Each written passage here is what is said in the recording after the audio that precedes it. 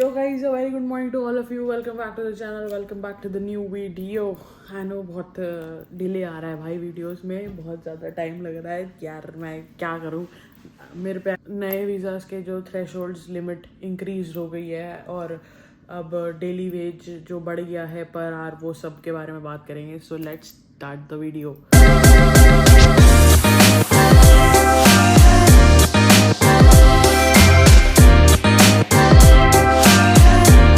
वैसे अगर ये वीडियो कोई देख रहा है या अगर कोई नया बंदा देख रहा है तो उसके लिए बहुत सही है, बट हाँ कोई पुराना देख रहा है बट तो उस तक अभी ये खबर पहुंच चुकी होगी। ये video in this video I am gonna tell you in detail तो नहीं बता सकते क्योंकि कुछ ऐसा बहुत ज़्यादा मैं नहीं बता सकती, जब करने लगेंगे तभी ही होता है। बट आज की वीडियो में मैं आपको बताना चाह रही हूँ स्टैम्प्स और वीज़ास के बारे में कि क्या क्या वीज़ा होते हैं आयरलैंड में और क्या क्या आपको वीज़ा के लिए चाहिए, क्या क्या होना चाहिए और क्या क्या रिक्वायरमेंट्स है। और अभी जो नई वीज़ा की प्रायोरिटी, नई से पहले स्टूडेंट वीज़ा की जो कि है स्टैम्प 2, जो कि आपको लैंड होते ही आपको अपॉइंटमेंट लेनी पड़ेगी GNIB के लिए। अपना एक GNIB कार्ड जो IRP कार्ड होता है, तो वो इमिग्रेशन वालों को कॉल करके उसका नंबर मैं लिंक में डाल दूंगी। आई थिंक अभी भी कॉल करके लेते हैं, डोंट कोट मी। अगर कोई लिंक से भी लेते होंगे अपॉइंटमेंट तो मैं वो लिंक भी डाल दूंगी। तो स्टैम्प 2 के लिए तो सॉर्टेड है। आपको इमिग्रेशन जाना है, आई थिंक डबलिन 1-2 में जो इमिग्रेशन ऑफिस है वहाँ पे आपको जाना है। वो लोग आपका पासपोर्ट वगैरह देखेंगे और दैट्स इट। आपका स्टडी प्रोडक्ट इंश्योरेंस देखेंगे और आपको IRP कार्ड दे देंगे और आपका 1 साल के लिए वीज़ा एक्सटेंड हो जाएगा। फिर हम आते हैं स्टैम्प 1G पे, जो कि है वर्क वीज़ा, जो कि आपको पढ़ने के बाद, आपके कोर्स खत्म करने के बाद आपको 1 साल के लिए मिलता है। एक्चुअली 2 साल के लिए मिलता है बट फर्स्ट 1 साल के लिए मिलता है। तो जब आपका कोर्स वोर्स सब खत्म हो जाएगा, आपके पास ट्रांसक्रिप्ट आ जाएगी, so then you can apply for stamp 1G। that's for work visa, where you can tell anybody, any employment that you are eligible to work 40 hours now and you can have a job। तो उसको apply करने के लिए होता है कि आपको अपनी ट्रांसक्रिप्ट चाहिए होती है और आप जो अपना इंश्योरेंस लेके आए हो तो वो इंश्योरेंस आपको एक्सपायर हो जाता है जो इंडिया से लाते हो। बट बहुत लोग इंडिया से स्टडी प्रोटेक्ट वाला ही ला रहे हैं और आई थिंक वही लाना चाहिए क्योंकि आयरलैंड में वही चलता है और वीज़ा में भी ईजी रहता है। उसके बाद हमें स्टडी प्रोटेक्ट से फिर से वीज़ा लेना है। उसमें आप अपनी सारी डिटेल्स भर दोगे, आपको वीज़ा मिल जाएगा जो कि 200-250 यूरो के अराउंड होता है। और फिर आप ऑनलाइन वेबसाइट पे जाओगे, मैं लिंक डिस्क्रिप्शन में डाल दूंगी जहाँ से आप स्टैम्प 1G अप्लाई कर सकते हो। तो आप में उसमें क्या करना है कि अपना ट्रांसक्रिप्ट लगानी है, इंश्योरेंस वगैरह लगाना है और आई थिंक पासपोर्ट और मे बी लास्ट जो पुराना स्टैम्प 2 का कार्ड होगा शायद से वो लगाना है। बट हाँ, आप जब अप्लाई करोगे तो वो सारे डॉक्यूमेंट्स खुद ही पूछ लेगा और 300 यूरो फिर से खर्च देना भाई, ठीक है। तो हर साल 300 तो खर्च नहीं है अपने कार्ड के लिए और हर साल आपको इंश्योरेंस में तो खर्च नहीं है। तो ये खर्चा तो आप बांध के चलो और स्टार्टिंग से ही सेव करने लग जाया करो या किस्तें बनवा लिया करो इनसे ही। तो ठीक है, ये तो हो गई स्टैम्प 1G वीज़ा, ठीक है। और अगर दूसरा भी स्टैम्प 1G रिन्यू करना है, मैंने अभी तक करा नहीं है बट हाँ आई नो, मुझे पता है कैसे होगा। उसको करने के लिए आपको कुछ नहीं करना होता। आपको अगेन अपना नॉर्मल, आई थिंक आपको अपना पुराना IRP कार्ड देना होता है, पासपोर्ट देना होता है, that's all. I think form भरना है आपको, बेसिक डिटेल भरनी है, आपका पुराना IRP कार्ड का और इंश्योरेंस वगैरह ये सब लगाना है। बट हाँ आई थिंक आप स्टडी प्रोटेक्ट सेकेंड 1G में आई थिंक नहीं ले सकते। सो जो भी है, मेरे को अभी दोबारा से इंश्योरेंस लेना है बट मैं स्टडी प्रोटेक्ट अब नहीं लूँगी because of my visa criteria. तो अगर 2 स्टैम्प 1G वीज़ा ले लिया आपने, उसके बाद क्या, ठीक है, कोशिश करो कि ये दूसरे स्टैम्प 1G से वीज़ा से पहले ही आप अपना स्टैम्प 1 क्रिटिकल या स्टैम्प 1 जनरल वीज़ा लगा लो। तो स्टैम्प 1 तो 2 वीज़ाज होते हैं वर्क वीज़ा। स्टैम्प 1G के बाद एक वीज़ा ही होता है, मतलब स्टैम्प 1। एक होता है क्रिटिकल स्किल CSWP और एक होता है जनरल एम्प्लॉयमेंट परमिट, ओके। तो स्टैम्प 1 के लिए आपको क्या चाहिए, ऑब्वियसली आपको नौकरी चाहिए और स्टैम्प 1 में आपको नौकरी चाहिए। लेकिन अब जो वीज़ा रिक्वायरमेंट चेंज हो गई है इस साल से, जनवरी से, तो वो है कि आपको, तो गाइस अब आते हैं हम स्टैम्प 1 पे। तो 1 होता है सबसे ज़्यादा ज़रूरी वीज़ा, ठीक है। अगर आपको 1 बहुत जल्दी मिल रहा है तो भाई बहुत अच्छा है, जैसे मिल रहा है आप वैसे लगवा लो। मेरे को भी लोगों ने कहा था जैसे मिले वैसे लगवा लेना, ठीक है। तो स्टैम्प 1 में 2 कैटेगरीज होती है, एक होता है क्रिटिकल स्किल्स वीज़ा, एक होता है जनरल एम्प्लॉयमेंट परमिट, ठीक है। तो क्रिटिकल अब इनके बिना थ्रेशोल्ड लिमिट्स बढ़ गई है। थ्रेशोल्ड लिमिट मतलब सैलरीज वगैरह बढ़ चुकी हैं जनवरी से, कि अगर आपके पास 38,000 तक का पैकेज होगा जॉब का तो आप स्टैम्प 1 क्रिटिकल स्किल्स वीज़ा ले सकते हो, और अगर आपके पास 34,000 का पैकेज होगा तो आप स्टैम्प 1 जनरल वीज़ा ही ले सकते हो। अब क्रिटिकल स्किल्स में क्या होता है कि अगर आपके पास क्रिटिकल स्किल्स है तो आप 22 मंथ्स तक काम करके अपनी सैलरीज वगैरह दिखा के आप PR अप्लाई कर सकते हो, और यही इन जनरल वर्क परमिट में होता है कि आपको 5 साल उसी वीज़ा पे काम करना पड़ेगा। तो और स्टैम्प 4 और स्टैम्प 1 के यही सब होता है कि स्टैम्प 4 में आपको बहुत सारी चीज़ें और अलाउड हो जाती है, आप अपना खुद का बिजनेस वगैरह और अपना खुद का कुछ कर सकते हैं, यही बेनिफिट्स होते हैं।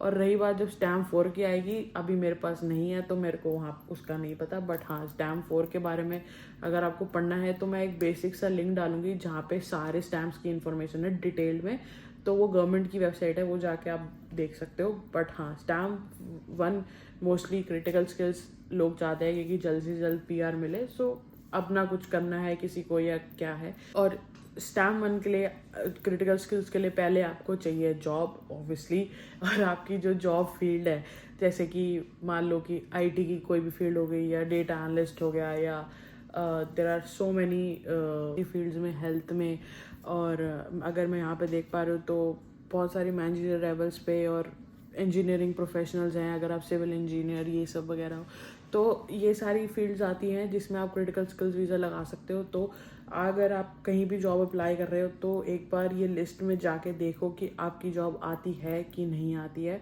और अब नए जो अब इस साल से इन्होंने थोड़ा सा, अगर इन्होंने थ्रेशोल्ड लिमिट बढ़ाई है कि पहले लगता था 32,000 पे आपका क्रिटिकल स्किल्स वीज़ा लग जाता था, अब इट्स नाउ 38, बट इन्होंने सारी इंक्रीज करी है। तो इन्होंने जैसे क्रिटिकल स्किल्स में इन्होंने नए रोल्स ऐड करे हैं कि 11 कम से कम नए रोल्स ऐड करे हैं जिससे आप ले सकते हो, और जनरल एम्प्लॉयमेंट परमिट से उसमें भी डाले हैं, जैसे मैंने सुना था कि बेकर के लिए, शेफ़ के लिए, और बहुत सारे नए रोल्स इन्होंने जनरल वर्क परमिट के लिए भी दिए हैं। मान लो अगर आप बेकर हो और आप इंडिया से आए हो और आपका बेकिंग में इंटरेस्ट है और आप बेकर बन जाते हो, बट आपके पास ना ही स्टैम्प 1 के लिए ना ही कोई क्रिटिकल की आपके पास जगह थी, ना ही जनरल आप ले सकते, ठीक है, आपका क्रिटिकल स्किल्स एकदम नहीं है, ठीक है ऑब्वियसली, और आप ज़बरदस्ती तो नहीं करोगे जॉब की मेरे को भाई IT में ही करनी है, बल्कि you don't like to work in IT, तो उनके लिए जनरल वीज़ा जो है वो भी अब उसमें भी बहुत सारी अपॉर्चुनिटीज़ इन्होंने बढ़ा दी है जिससे कि आप जनरल वीज़ा ले सकते हो। और हाँ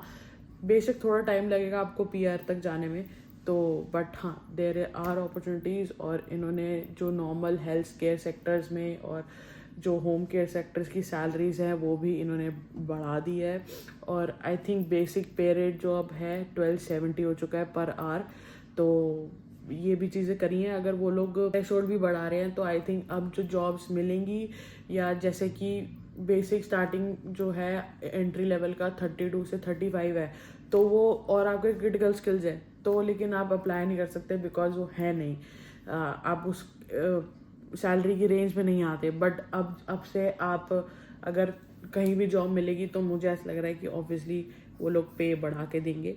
और बहुत सारी इसमें ऐड हो गई है जनरल और क्रिटिकल स्किल्स में जो ऑक्यूपेशंस ऐड हो गए हैं, तो यार प्लीज़ इन सब लिंक्स को चेक करो, मैं सारे लिंक्स डाल दूंगी। ऑब्वियसली इतने सारी चीज़ें मैं एक तो वीडियो में नहीं बता सकती कि कौन कौन सी जॉब्स है, कौन कौन सी जॉब्स वैलिड नहीं, मतलब वैलिड क्या मतलब एलिजिबल नहीं है, तो प्लीज़ देखो। तो ये रहे स्टैम्प 1 जो क्रिटिकल स्किल्स और जनरल वीज़ा है। और स्टैम्प 1 में होता है 2 तरीके के वीज़ा, जो क्रिटिकल स्किल्स में 2 तरीके के सेक्शंस होते हैं, एक होता है ट्रस्टेड, एक होता है स्टैंडर्ड। तो इनके बेसिक आपको फॉर्म फिल करना होता है वेबसाइट पे जाके, ठीक है, और आपको अपने बारे में बताना होता है, कंपनी के बारे में बताना होता है जो कि आपको HR बताएंगे, और आपको अपनी जॉब के डिस्क्रिप्शन में लिखना होता है और कि आप क्या जॉब करते हो, क्योंकि अगर आपके क्रिटिकल स्किल्स में आता है तो उसमें आपकी क्या क्या स्किल्स हैं और क्या क्या आप एक्टिविटीज़ परफॉर्म करते हो, तो आपको डिटेल्ड में बताना होता है। और आई थिंक बस, और उसमें फिर आपका पासपोर्ट लगता है, पुराने IRP कार्ड लगता है, ये सब चीज़ें लगता है, और आपका जॉब कॉन्ट्रैक्ट लगता है। तो अगर आप अप्लाई भी करो तो आपको जॉब कॉन्ट्रैक्ट तो चाहिए। तो ट्रस्टेड में क्या होता है कि ट्रस्टेड में कुछ कंपनीज का होता है, टाई अप होता है कि हाँ हम लोग हेल्प हम लोग प्रोवाइड कर रहे हैं sponsorship, not in terms of money but in terms of support and everything. जो भी कोई डॉक्यूमेंट्स या कुछ सपोर्ट चाहिए होगा हमारी तरफ से है। हम चाहते हैं कि जो भी इमिग्रेशन या जो भी इंटरनेशनल स्टूडेंट्स जॉब ले रहे हैं तो हम उनको पूरा सपोर्ट करेंगे अब वीज़ा प्रोवाइड करने में। और बहुत सारी कंपनीज जो है वो आपको स्पॉन्सर भी करते हैं, sponsor as in terms of money, so they pay the fees. अब ये बात क्यों कह रही हूँ, क्योंकि आप बोलोगे हाँ मतलब फ़ीस देगी क्या ही, तो भाई क्रिटिकल्स की स्टैम्प 1 की अगर क्रिटिकल है जनरल है तो 1000 यूरो फीस है, और 300 यूरो कार्ड का तो है ही, जो आपको IRP कार्ड हर साल आपको मंगवाना पड़ेगा, तो वो तो खर्चा है, और 1000 यूरो का और खर्चा है, ठीक है। और जनरल में आई थिंक जनरल में भी यही सब चीज़ें लगती है। और स्टैंडर्ड जो मैं क्रिटिकल स्किल का एक था कि ट्रस्टेड और स्टैंडर्ड, तो कुछ ज़्यादा फ़र्क नहीं है। स्टैंडर्ड में क्या है कि आपको HRs वगैरह से, और पहले वो डॉक्यूमेंट साइन वगैरह होगा, पहले आपके ऑफिस में जाएगा, फिर आपके पास आएगा, फिर तो उसमें 1-2 स्टेप्स थोड़े ज़्यादा बढ़ जाते हैं, और कुछ नहीं है, फॉर्म का डिफरेंस है, दैट्स ऑल। और टाइम जितना लगता है कि स्टैंडर्ड में महीने से ऊपर लग जाता है, और ट्रस्टेड होता है तो महीने से कम ही लगता है। तो और I think stamp 1 general visa जो अप्लाई करना है वो भी आई थिंक ऐसी है, बस आपके फॉर्म फिल करना है और उसमें आप बताओगे कि ये है, तो वो ऑब्वियसली आपको जनरल देंगे। मुझे जनरल का पता नहीं है क्योंकि मैंने अप्लाई नहीं करा है, क्रिटिकल का पता था तो कर दिया है। तो जनरल का भी बेसिक सारी डिटेल्स भरनी है, और आपको जॉब कॉन्ट्रैक्ट और अपना पासपोर्ट लगाना है, ऑब्वियसली आपकी जो एक आइडेंटिटी है, और आपने और सारे IRP कार्ड जो भी आते हैं वो संभाल के रखने, क्योंकि उसकी सारी सब कोई भी नया फॉर्म भरोगे आप, कोई भी वीज़ा अप्लाई करोगे तो आपको सारे IRP कार्ड की डिटेल्स उसमें डालनी पड़ेगी, स्टैम्प 2 1G जो उनसे जितने भी 1G आपने दिए हैं। सो यही था वीज़ा के बारे में information, detailed information. I know ये इतनी भी डिटेल नहीं है, बट हाँ ये सब वीज़ा होते हैं, और मेरे को बस यही बताना था कि वीज़ा की थ्रेशोल्ड्स, लिमिट, सैलरीज बढ़ चुकी हैं। सो प्लीज़ अगर आ रहे हो तो ये सब चीज़ें देख के आओ कि क्या सैलरीज, क्या जॉब सैलरीज दे रहे हैं। तो that's all for this vlog. Do check out all the videos, and if you are liking it, so do press a like button, share, subscribe, and यार भाई कमेंट कर दो अगर कुछ मेरे पॉइंट ऑफ व्यू से वीडियोस देखनी है, कोई टॉपिक है जो मैं कवर करूँ तो कमेंट करके बताना। सब चीज़ों के लिंक मिल जाएंगे डिस्क्रिप्शन पे। तो भाई दैट्स ऑल फॉर टुडे।